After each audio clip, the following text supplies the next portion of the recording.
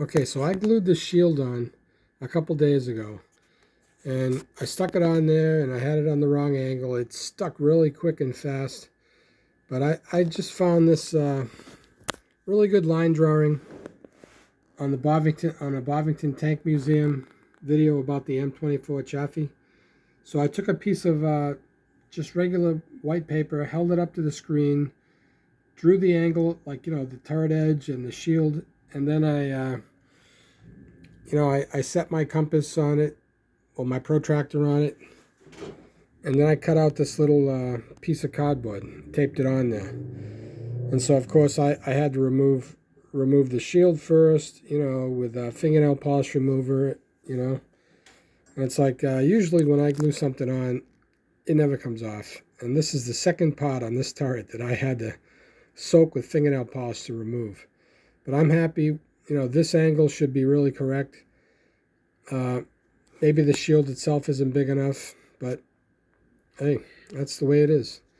I like Tamiya. I think they do some really good model kits, but I've never actually built a Tamiya kit.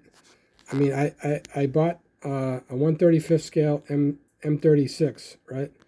And then I got it on eBay, and then I was buying some other 1/35, Sherman variants. And I happened to get another M36 by a different manufacturer.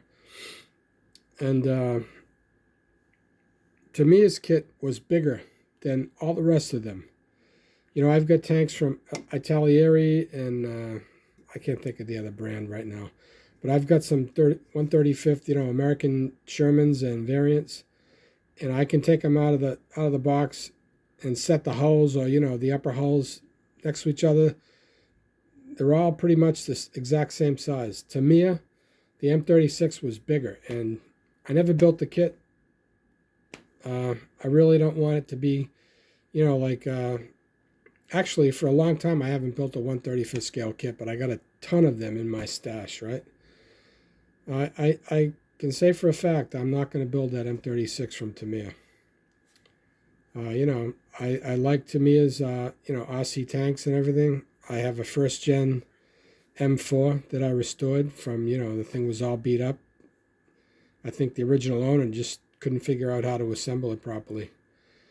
But anyway, I got this on there. I believe it's correct. And I'm happy. But this image also shows like the antenna on the turret. And it's just a simple bracket. Now, I got screenshots from this video. This video from the Tank Museum. It's Tank Chats number 140. And, I should know the guy's name by heart, but, he just stands there. He doesn't really show much of the tank they have. But he's got a lot of still images, some from World War II, some Korea, and, like Vietnam, Indochina, other places where the tank was used. And I see like the antenna mount. I actually see this simple kind of a bracket with the antenna on it. And then in front of it is the other antenna mount that comes with this Tongdi RC tank. And so I don't even think I'm going to use the one from Tongdi. I'm gonna make a simple little bracket like that and get like the older style antenna and just put it on there. And then, of course, over here, look what we got. We got the smoke mortar plug, and that's what I'm doing on this turret. After I saw a couple images, I got screenshots from. So that'll be next. But I don't know. I got a few more little things to do, and the turret will be finished.